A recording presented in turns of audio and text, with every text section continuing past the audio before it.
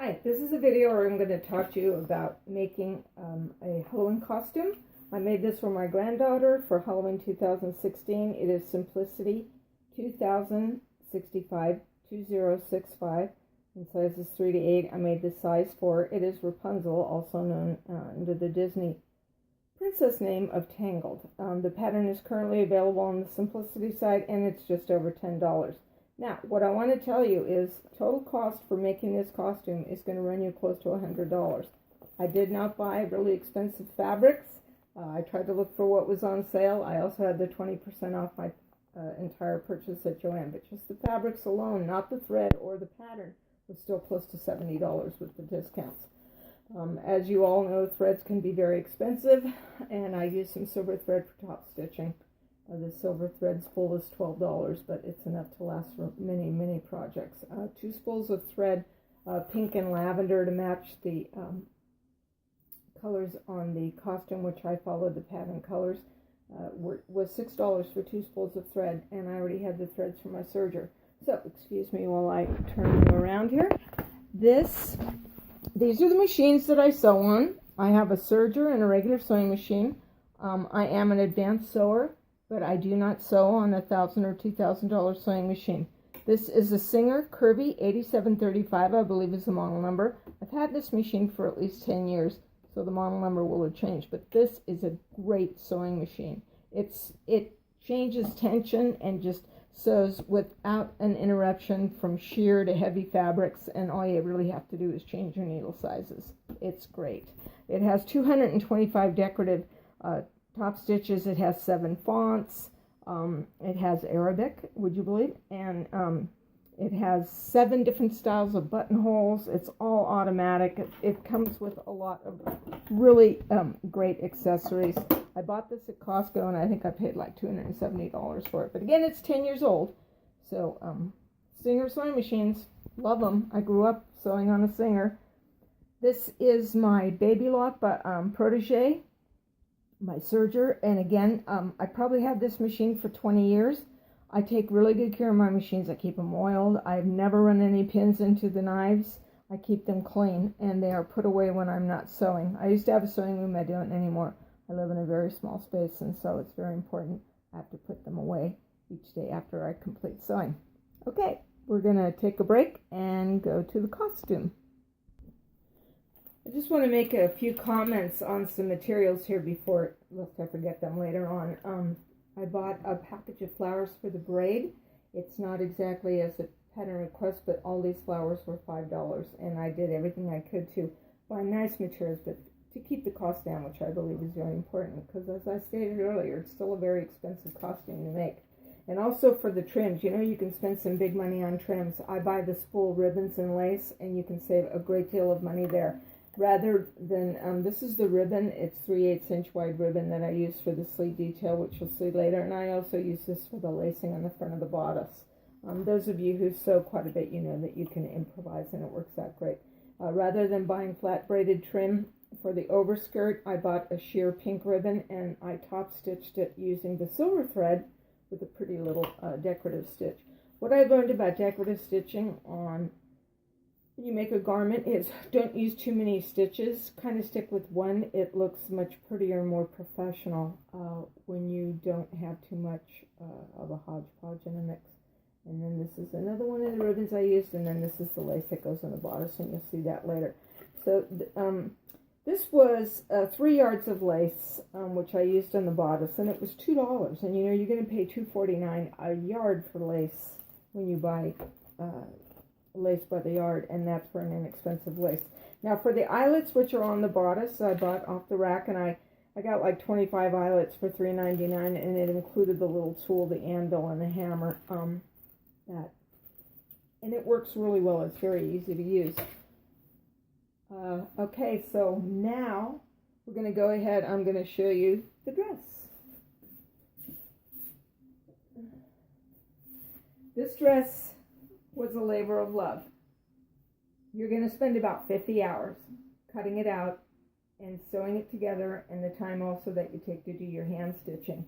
For those of you who love to sew, it's well worth the time. I'm retired, and I'm very fortunate in that I have the time. This is my 8th day of working on the dress, and I have completed it. I did a couple of changes from the pattern in that I did go with the organza and the satin bodice, but for the skirt and the lining, I went with 100% cotton fabric.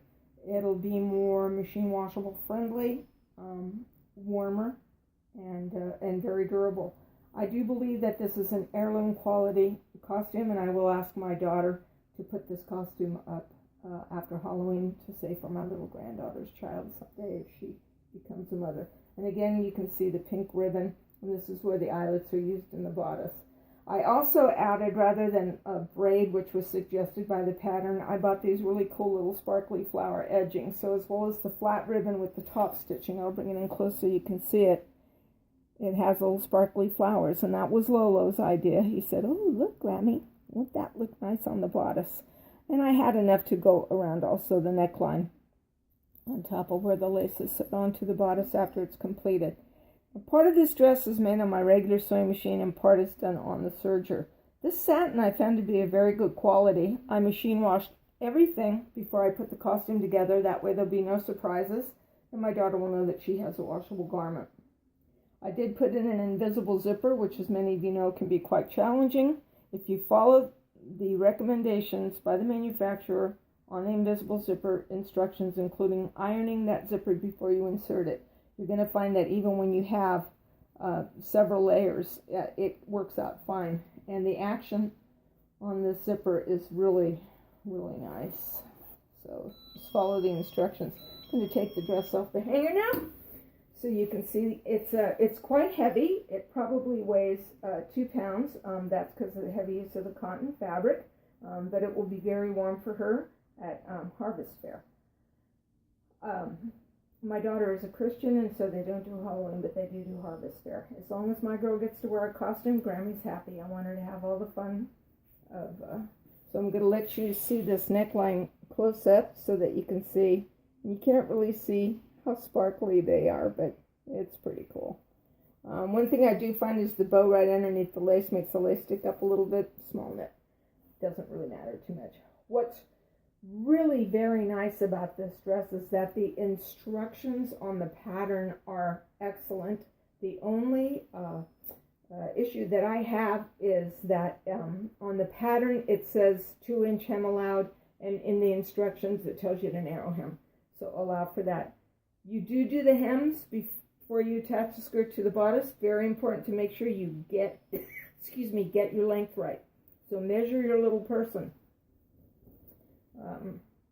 The dress is fully lined,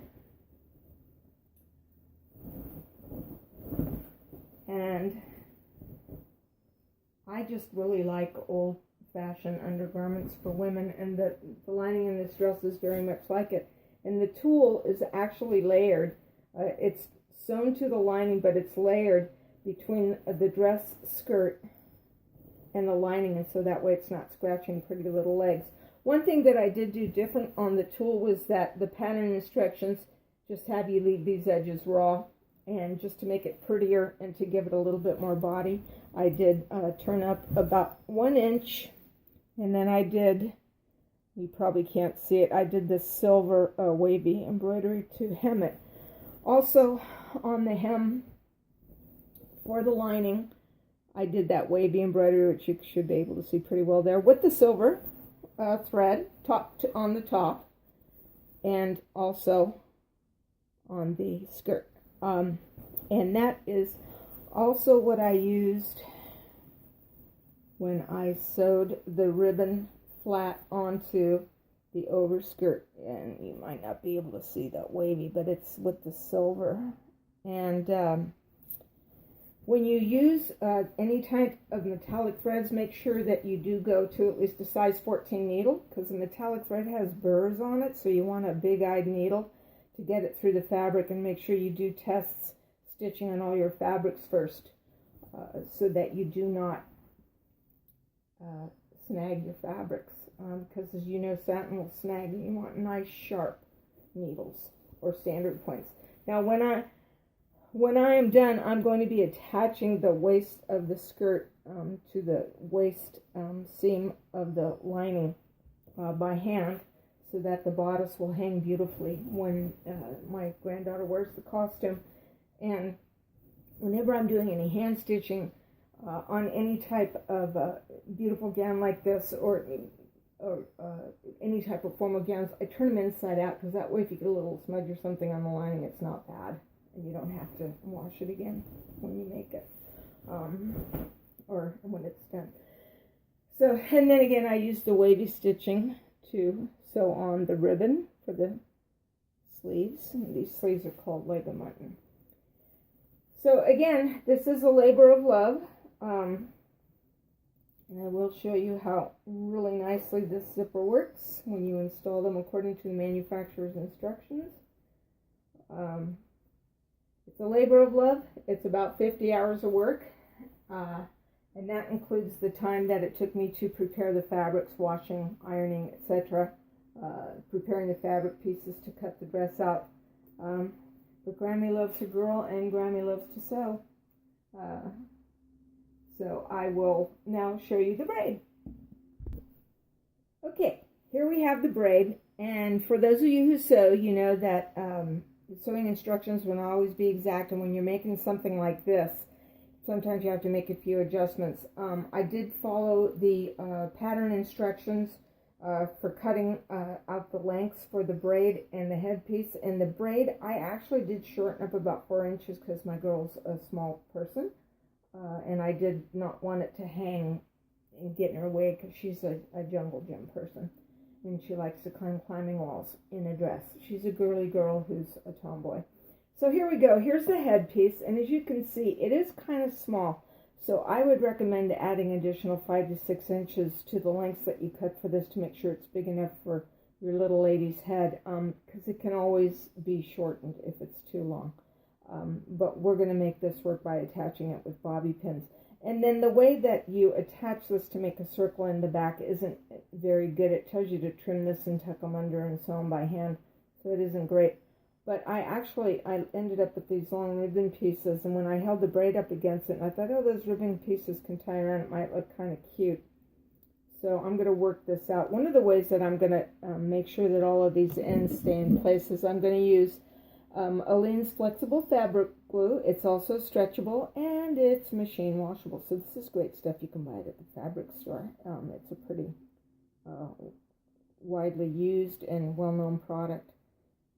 And you can keep canvas around. It's really great for quick hem fixes when you just don't have the time to sew them.